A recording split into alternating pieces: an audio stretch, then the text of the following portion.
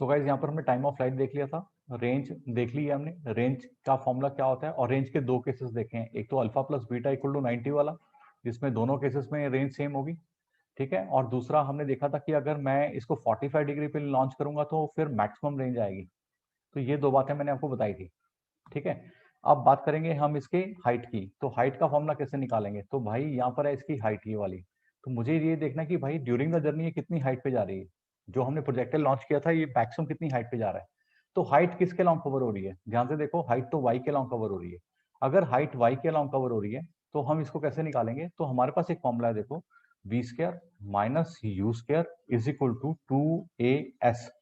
अब अगर मैं केवल y कंपोनेंट वाली हाइट्स लूं, y कंपोनेंट वाली एक्सेलरेशन लूं, y कंपोनेंट वाली वेलोसिटीज लूं, तो हाईएस्ट पॉइंट पे देखो, जब आपका प्रोजेक्टाइल हाईएस्ट पॉइंट पे पहुंचेगा तो नीचे आना शुरू होगा, उससे पहले ऊपर जा रहा था, है ना। तो हाईएस्ट पॉइंट पे फॉरम मोमेंट इसकी जो फाइनल वेलोसिटी है वो जीरो होगी। इसकी इनिशियल लॉन्च करने की वेलोसिटी कितनी थी, यू साइन थीटा, जो हमने स्टार्टिंग में देखी थी, राइट। और इसकी ऊपर जाते हुए एक्सेलरेशन किसके बराबर थी भाई, माइनस जी के बराबर, और एस वाई के लॉन्ग क्या था, एच, ये तो हाइट के बराबर है, इसको कैपिटल एच से डिनोट हम कर देते हैं। तो भाई ये बनेगा minus u square sine square theta bye minus 2g, और ये आ गई आपकी वैल्यू हाइट की h। तो h आपके पास में जो बन रहा है it is you square sine square theta by 2g। तो ये एक बेसिक मेथड है इसको निकालने का, एक बार ये मेथड चेक कर लो, फिर एक और तरीके से सिखा रहा हूँ कैसे हमने हाइट फाइंड आउट करनी है। सो अब हम हमारा जो सेकंड मेथड है इसके अंदर वो क्या है, देखो, हमने y का एक फॉर्मूला निकाला था, it was u y t minus half g t square, आपको याद होगा जब हम x एक्सेस वाली और y एक्सेस वाली मोशंस की इक्वेशंस बना रहे थे स्टार्टिंग में, राइट इन द बिगनिंग। अब हमने कहा था कि भाई अगर ये इसका टाइम ऑफ फ्लाइट t है, तो हमने एक बात बोली थी कि आधे टाइम के लिए ऊपर जाएगा और रिमेनिंग आधे टाइम के लिए नीचे आएगा। तो अगर हमारे प्रोजेक्टाइल को चलते हुए आधा टाइम हो चुका है, राइट, तो पक्का ये हाईएस्ट पॉइंट पे होगा, इज इट। तो अगर मैं यहां पर t को t/2 डाल दूं, और टाइम ऑफ फ्लाइट का फॉर्मूला था 2u sin theta by g and whole divided by 2, तो ये 2 चला गया आपका, यहाँ आएगा आपका u sin theta by g। इसको उठा के हम इस फॉर्मूला में डाल दें, देखते हैं कितना आ रहा है। दिस इज यू वाई तो भाई u sin थीटा है, ठीक है ना। और यहां पर ये है u sin थीटा, क्यों t/2 हमने डालना है, by g minus half g, और ये u square sine square theta by g square. तो एक जी यहां से चला गया। अगर पूरी इक्वेशन को ध्यान से देखा जाए तो u square sine square theta by g minus u square sine square theta by 2g, ये फॉर्मूला बन रहा है। भाई इसको अगर आप सॉल्व करोगे तो u square sine square theta by 2g, ये फॉर्मूला आ रहा है। हमने एक बहुत ही बेसिक सिंपल अप्रोच लगाई थी कि भाई टोटल टाइम में तो ये पूरा रास्ता कंप्लीट कर रहा है, आधे टाइम में आधा रास्ता कवर करेगा, जब ये आधा रास्ता कवर करेगा तो डेफिनेटली हाईएस्ट पॉइंट पे होगा, right. So this is the approach we are using here, एक बार चेक करो। तो भाई हमने टाइम का फॉर्मूला देख लिया, रेंज का फॉर्मूला देख लिया, और हाइट का फॉर्मूला देख लिया। अब कुछ इंटरेस्टिंग फैक्टर यहाँ पर देखने हैं, कौन से इंटरेस्टिंग फैक्टर्स हैं, राइट। भाई सबसे पहले तो ये है कि अगर मैं रेंज का और हाइट इनकी रेशो निकालता हूँ, तो भाई मेरे पास रेंज का फॉर्मूला है u square sine 2 theta by g, और हाइट का फॉर्मूला है u square sine square theta by 2g। U square जा रहा है जाने दो, जी और जी भी चला गया। भाई ऊपर मेरे पास बच रहा है 2 साइन थीटा कॉस थीटा, ये मैंने साइन 2 थीटा का फॉर्मूला ब्रेक किया। नीचे आपके पास में साइन स्क्वायर थीटा अपॉन 2, आपको पता होना चाहिए कि डिनोमिनेटर का डिनोमिनेटर न्यूमरेटर में चला जाता है, तो ये 2 सबसे ऊपर जाएगा, 2 2 जा 4 होगा, एक साइन कैंसिल हो जाएगा, राइट। और यहां पर आपके पास में बचेगा cos theta by sine theta, that is cot theta, right. आप इसको ऐसे भी कर सकते हो, h by r that is tan theta by 4, तो आप ये रेशो भी लिख सकते हैं यहाँ पर। तो इस रेशो को मार्क कर लेते हैं, this will be very important, very useful when you will be doing your MCQs. अब इसी में एक और बात हम ऐड कर रहे हैं,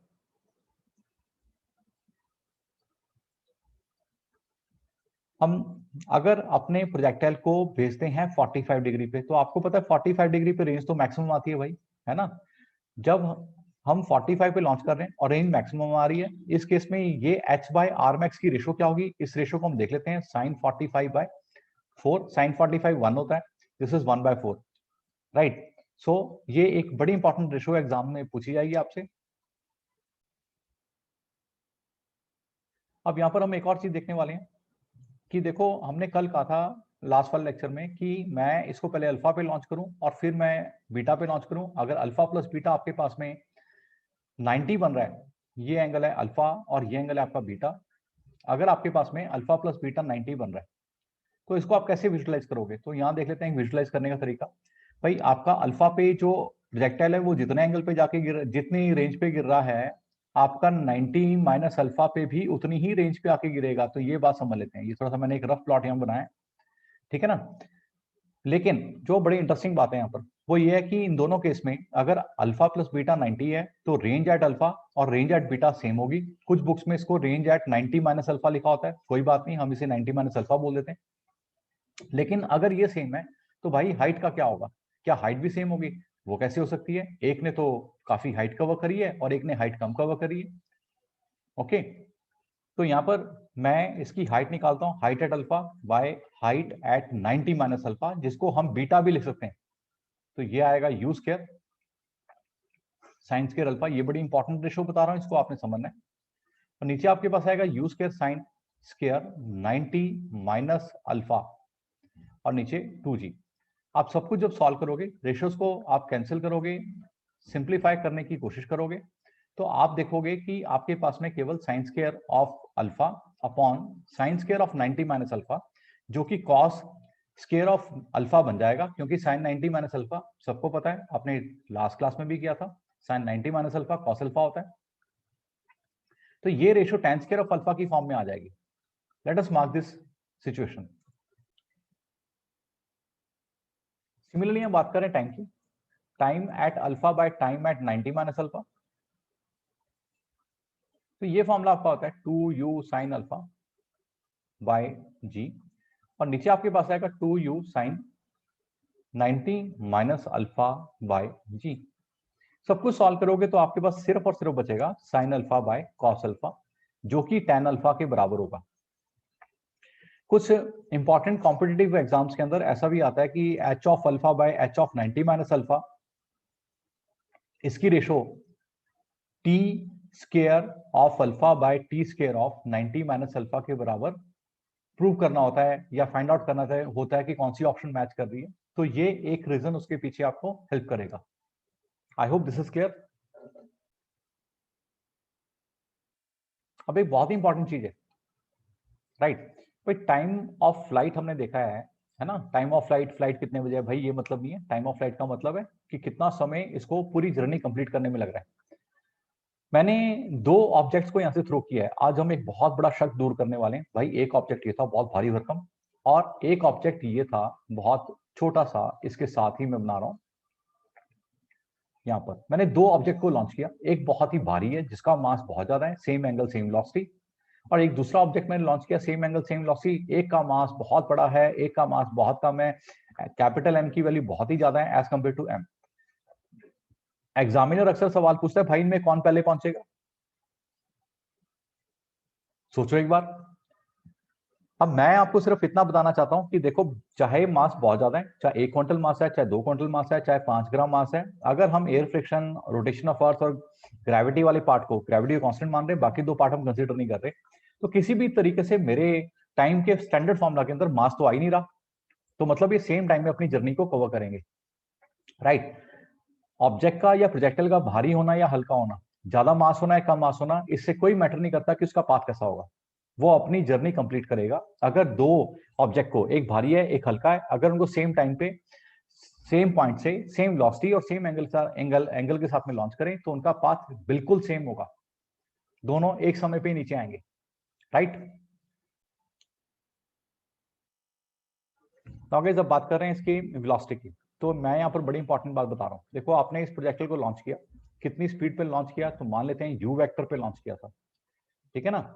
एंगल था थीटा, अब इसके वेलोसिटी के मैंने दो कंपोनेंट्स यहाँ बना दिए हैं, एक ux और एक uy।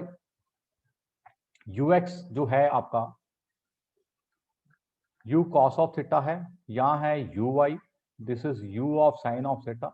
ठीक है, अब हमारा प्रोजेक्टाइल चलते चलते यहां पहुंच गया है एट सम पॉइंट। ओके, तो यहां पर इसकी वेलोसिटी भाई इसके लॉन्ग टेंजेंट बनानी है, जिस जगह पे मुझे वेलोसिटी की डायरेक्शन निकालनी है मैं वहां टेंजेंट बनाऊंगा। ये इसका x कंपोनेंट रहेगा और ये यहाँ पर जो भी वेलोसिटी इसका y कंपोनेंट रहेगा। जब ये ऑब्जेक्ट मेरा हाईएस्ट पॉइंट पे आएगा तो यह केवल देखो इसकी टेंजेंट यहाँ पर ऐसे बनेगी, है ना। तो आप ये देख लो, यहाँ पर एक बड़ी इंटरेस्टिंग बात बता रहा हूँ कि जब ये हाईएस्ट पॉइंट पे होगा तो इसके पास जितनी भी इसकी वेलोसिटी होगी, इसके पास केवल x कंपोनेंट होगा, y कंपोनेंट तो होगा ही नहीं, क्योंकि उस समय मोमेंटली ये ना ऊपर जा रहा होगा ना नीचे आ रहा होगा। तो इसके y कंपोनेंट की वेलोसिटी उस समय बिल्कुल डेड स्टिल होगी, एकदम जीरो होगी। But at the very next moment ये नीचे आना शुरू कर देगा। ठीक है, तो इसकी जो y वाली वेलोसिटी डाउनवर्ड हो जाएगी। तो वो भी मैं आपको दिखा देता हूँ। मान लो ये पहुंच गया इस जगह, तो हर एक बात समझने की है। यहां मैं अगर वेलोसिटी बनाऊंगा तो भाई टेंजेंट बनाऊंगा, ये तो हमारा रूल है ही है। ये x कंपोनेंट चलेगा और ये इसका चलेगा y कंपोनेंट। तो आप देखो y कंपोनेंट कैसे वेरी कर रहा है भाई, पहले y कंपोनेंट ऊपर था, ज्यादा था, फिर थोड़ा सा कम हुआ, इस पॉइंट पे y कंपोनेंट है ही नहीं, इस पॉइंट पे आके y कंपोनेंट वापस डाउनवर्ड होना शुरू हो गया। नाउ लेट अस से मैं इस पॉइंट की बात कर रहा हूं। यहां पर ये जो पॉइंट है इसका नाम रख देते हैं a। यहां इसकी वेलोसिटी है v, एंगल है अल्फा, एंगल लगातार चेंज होगा। ठीक है, तो हमेशा थीटा एंगल मेंटेन नहीं रहेगा। इसका x का कंपोनेंट होगा vx, और vx आपका लिखा जाएगा v cos ऑफ अल्फा। आपको पता है कि जिसके साथ एंगल बन रहा है वहां पर cos कंपोनेंट आता है। ऊपर वाला कंपोनेंट बनेगा vy, जो कि v sin अल्फा के बराबर होगा। राइट, अगर मुझे एट पॉइंट ए पे वेलोसिटी लिखनी है तो भाई मैं लिखूंगा vx i cap plus vy j cap, क्योंकि आपका प्रोजेक्टाइल ऊपर जा रहा है इसलिए y वाला कंपोनेंट पॉजिटिव होगा। नाउ एक बड़ी इंपॉर्टेंट चीज है यहां पर, देखो आपका जो x कंपोनेंट है इसमें तो एक्सेलरेशन होती ही नहीं है। v का फॉर्मूला क्या होता है, u प्लस ए टी, ये तो हम करते आए हैं। अब एक्सेलरेशन अलोंग एक्स एक्सिस तो जीरो है भाई, तो vx आपका बन गया ux के बराबर। ux क्या था आपका u cos थीटा, और vx आपका क्या है v sine of v cos of alpha. ये मैंने u cos अल्फा लिख दिया, इसको मैं ठीक कर दूं, एक मिनट। ओके, एक बार इस बात को मैं दोबारा बताता हूं, इसको यहां देख लो बेटा। देखो हम यहां आ गए थे ना कि vx और ux तो बराबर आ गए। vx आपका है v cos अल्फा, कहां से आया भाई, ये रहा। ux आपका आ रहा है u cos ऑफ थीटा, ये कहां से आया, स्टार्टिंग वाला पॉइंट। ठीक है ना। तो एक यहाँ बहुत ही इंटरेस्टिंग रिलेशन है कि अगर मुझे किसी पॉइंट पे वेलोसिटी पता करनी है और वहां पर मुझे अल्फा की वैल्यू पता है, अल्फा क्या मतलब किसी भी गिवन पॉइंट के ऊपर कितना एंगल वेलोसिटी बना रही है वो एंगल हमें पता है, तो हम डायरेक्टली वहां पर एक रिलेशन ऐसा बना सकते हैं to immediately obtain the velocity at that point. This is very interesting यार, राइट। और अगर हमें कभी अल्फा निकालना है तो अल्फा निकालने का बड़ा सिंपल सा तरीका है। अब इसी के साथ ही हमने अल्फा लिखना है, तो अल्फा कैसे लिखेंगे, तो अगेन हम देखो जब भी tan ऑफ अल्फा लिखेंगे, जब भी एक एंगल को फाइंड आउट करने की कोशिश करेंगे और वहां पर मौजूद हमें किसी भी रूप में कोई वेक्टर क्वांटिटी पता है, तो उस वेक्टर क्वांटिटी का y वाला कंपोनेंट डिवाइडेड बाय x वाला कंपोनेंट करेंगे। ना y वाला कंपोनेंट कैसे आएगा भाई, initial velocity plus acceleration into time v equal to u plus a t. नीचे भी ऐसा ही लगा दो u plus a x t, लेकिन हमें तो पता है भाई कि ui जो है u साइन थीटा है, ay जो है माइनस जी है क्योंकि ऊपर की ओर जा रहा है, ux कितना है u cos थीटा है, और ax कितना है भाई, ये तो जीरो है। अब मेरे पास में तो tan ऑफ अल्फा की वैल्यू ये बन रही है, लेकिन हमें क्या निकालना है, हमें तो अल्फा निकालना है। tan इनवर्स ऑफ यहाँ आएगा आपका u sine theta minus g t and whole divided by u cos theta. So that will be our formula to find alpha at a given point. अगर मुझे दे रखा है कि इतने समय के बाद मुझे वेलोसिटी निकालनी है, प्लीज चेक। नाउ गाइस अब बात करते हैं यहाँ पर डिस्प्लेसमेंट की। डिस्प्लेसमेंट कहां से, स्टार्टिंग पॉइंट से। स्टार्टिंग पॉइंट कौन सा है, ओरिजिन का पॉइंट है। तो अगर मुझे ओरिजिन से एक स्ट्रेट लाइन ड्रॉ करनी है, ये वाली आर वेक्टर, तो भाई आर वेक्टर मैं कैसे लिखूंगा, भाई सिंपली लिखा जाएगा, ये तो एक्स आई कैप प्लस वाई जे कैप है ना। x कितना होगा, x आप जानते हो यू एक्स टी के बराबर होगा, y कितना होगा, it will be u y t plus a y t square by 2, क्योंकि यहाँ तो हाफ इट स्केयर आता है। अब यू एक्स टी कितना होगा, it will be simply you cos theta into T. T आपके पास टाइम है, कितने समय के बाद ये डिस्प्लेसमेंट पूछ रहे हैं। नीचे y की जगह आएगा, y पे आएगा यू वाई की जगह u sine theta t, a y की जगह माइनस जी। इन दोनों वैल्यूज को हम इस एक्सप्रेशन में सब्स्टिट्यूट कर देंगे और हमारे पास डिस्प्लेसमेंट की प्राप्ति हो जाएगी। We will be able to find the displacement of the particle, right. Now guys, अब यहाँ पर एक और बड़ी इंटरेस्टिंग बात हम करने वाले हैं। देखो, जब आपने प्रोजेक्टाइल को लॉन्च किया था यहाँ से, तो इसके पास इनिशियली हाइट तो जीरो थी, है ना। तो हाइट जीरो थी तो टेक्निकली पोटेंशियल एनर्जी यहाँ पर जीरो होगी, लेकिन यहाँ काइनेटिक एनर्जी कितनी होगी, काइनेटिक एनर्जी होगी हाफ एम वी स्क्वायर या यू स्क्वायर, क्योंकि हम यू वेलोसिटी ले रहे हैं। तो इसको मैं point of launch a point मान लेता हूँ। ये पॉइंट है भाई मेरे पास बी पॉइंट, हाईएस्ट पॉइंट, और ये पॉइंट है मेरे पास सी पॉइंट, लोएस्ट पॉइंट। दूसरी बात है, जब मैं बी पॉइंट पे जाऊंगा तो बी पॉइंट पे आपकी पोटेंशियल एनर्जी बनेगी, this will be m g h. H की जो वैल्यू है this will be u square sine square theta by 2g। और मैं g और g यहां से अगर कैंसिल कर दूं तो ये आपके पास बनेगा half m u square sine square theta, ठीक है ना। लेकिन यू साइन थीटा तो आपका y, ये जो है y कंपोनेंट है वेलोसिटी का, तो इसको मैं हाफ एम यू वाई भी लिख सकता हूँ, ठीक है। और अगर मैं इसी पॉइंट पे काइनेटिक एनर्जी की बात करूंगा, आप बोलोगे सर आपने पोटेंशियल एनर्जी का हाफ एम वी स्क्वायर कैसे बना दिया, तो एक बार प्लीज इसको समझो, मैंने एच का फॉर्मूला डाला है, ठीक है। अब काइनेटिक एनर्जी अगर बात करूं, काइनेटिक एनर्जी हमें पता है हाईएस्ट पॉइंट पे केवल और केवल आपके पास में कौन सी वेलोसिटी होगी, this will be only x component वाली velocity. So I will be writing this as half m u square cos square of theta, right. So ये मेरे पास काइनेटिक एनर्जी और पोटेंशियल एनर्जी का फॉर्मूला है। अगर मैं पोटेंशियल एनर्जी को इस फॉर्मेट में डिवाइड करता हूं काइनेटिक एनर्जी से, तो आपके पास में देखो यहाँ पर half m u square sine square theta by half m u square cos square theta, ये रेशो आ रही है। इसको अगर सॉल्व करेंगे केवल tan स्क्वायर थीटा की रेशो बचेगी, दैट इज वेरी इंपॉर्टेंट। और जब फाइनली सी पॉइंट पे आएगा तो यहाँ पर आपकी पोटेंशियल एनर्जी जीरो हो चुकी होगी और काइनेटिक एनर्जी वापस से आपकी हाफ एम यू स्क्वायर आ चुकी होगी, right. This is very interesting to find. एक और बात यहाँ बताता हूँ, अगर मैं बी पॉइंट पे ही काइनेटिक एनर्जी के अंदर पोटेंशियल एनर्जी को ऐड करता हूँ, तो आप देखोगे कि half m u square sine square theta, इसमें मैं ऐड कर रहा हूँ half m u square cos square theta. अगर मैं half m u square common ले लूँ, अंदर बचेगा sine square plus cos square, है ना। और sine square plus cos square क्या होता है, 1। तो अल्टीमेटली आपकी एनर्जी बन रही है हाफ एम यू स्क्वायर। तो हर एक पॉइंट पे देखो, यहाँ स्टार्टिंग में भी हाफ एम यू स्क्वायर है, हाईएस्ट पॉइंट पे भी हाफ एम यू स्क्वायर है, और फाइनल पॉइंट पे भी आपकी हाफ एम यू स्क्वायर है। तो यहाँ हम बोल सकते हैं कि law of conservation of energy obey हो रहा है प्रोजेक्टाइल मोशन में भी। So that is very interesting in itself.